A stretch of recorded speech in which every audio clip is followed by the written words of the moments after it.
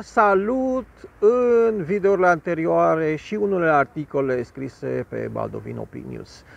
Am luat așa în atenție comportamentul Dianei Șoșoacă și a lui Călin Georgescu. Pe Diana Șoșoacă am luat-o prima în colimator, să zic așa, pe undeva prin 2021, 2022, nu mai știu, când a zis o chestie nepotrivită pentru un absolvent de drept care dă examen la istorie și la gramatică, care sunt niște discipline pe care nu le poate învăța chiar oricine, mai ales gramatica. Și ea zicea acolo că vaccinul duce la sterilitate pe 3 generații, practic contradicându-se pe sine, pentru că dacă duce la sterilitate, nu mai poți să mai ai nici măcar a doua generație. Asta a fost o contradicție pe care ea a inclus-o în rândul disidenților politici față de măsurile luate de autorități față de acest COVID. După care v-am zis și despre Călin Georgescu, care a stat așa pasiv, o mămuie așa, o pasivitate din asta la acuzațiile asupra lui că e plătit de ruși. Nu s-a apărat absolut deloc, ceea ce a dat de înțeles că nu ar avea argumente pentru așa ceva și că e adevărat ce se spune. Deci a lăsat o zonă din asta așa, în care iarăși noi am căzut în offside, pentru că noi toți dizidenții am părut că am fi cumva plătiți de ruși. Acest Simion nu a prea dat așa, l-am urmărit în mod special, nu a dat semne că ar sabota cumva mișcarea suveranistă și mișcarea dizidentă în general, până în ultima săptămână a alegerilor, turul 2, în mai, când a făcut două așa numite greșeli, că i-am păcălit pentru mulți că ar fi greșeli.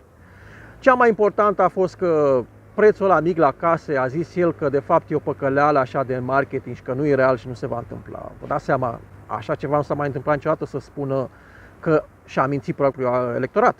Deci practic acolo și-a dat un prim șut în fund, după care a declarat că va da 500.000 de bugetari afară, când se știe că electoratul lui în general este format din bugetari, pentru că cei care lucrează la privat în general au o mentalitate progresistă, deci votează cu ceilalți, cu USR, cu PNL, nu cu PSD și nu cu AUR. Deci iată că acolo practic iarăși a lovit propriul electorat și după aceea s-a apucat să se certe pe acolo cu, la nu știu ce, post TV în franceză, să vorbească o franceză de baltă, practic în felul ăsta mutând atenția de la faptul că Nicușor Dan, principalul lui contracandidat cu care a rămas în finală, nu știe engleză. Și evident că atunci când vorbește Simion, o franceză de baltă, și imediat e dat cuvântul lui Nicușor Dan practic are o minge la fileu, deci lui nu îi se spune că nu știe limba engleză, ci că știe franceză. Cum s-a apucat, cum a ajuns acest George Simion să vorbească franceză? Deci vă dați seama, sunt 3, pe lângă altele, că am mai făcut și altele, astea sunt 3 șuturi pe care el și le-a dat singur în fund în ultima săptămână, ridicând mingea la fileu pentru Nicușor Dan.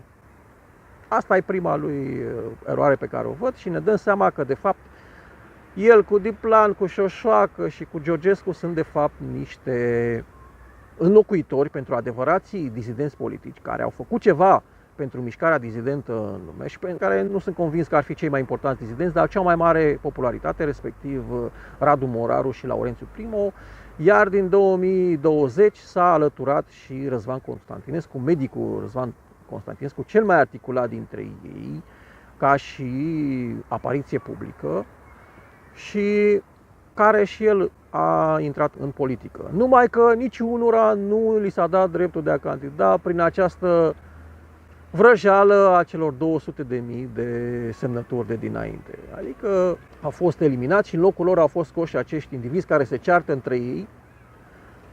Știți, nu le mai repet eu acum, cum i-a zis Simion lui Șoșoacă, ce a zis Șoșoacă despre Simion, deci dau impresia că sunt niște certăreți din ăștia care sunt incapabili să se unească.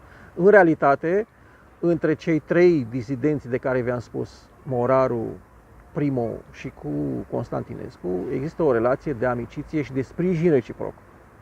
Ia uite că cei 4 înlocuitori au o cu totul altă agendă și au fost scoși în față tocmai pentru a pierde așa inteligent să ne păcălească că aceste alegeri ar reprezenta voința poporului.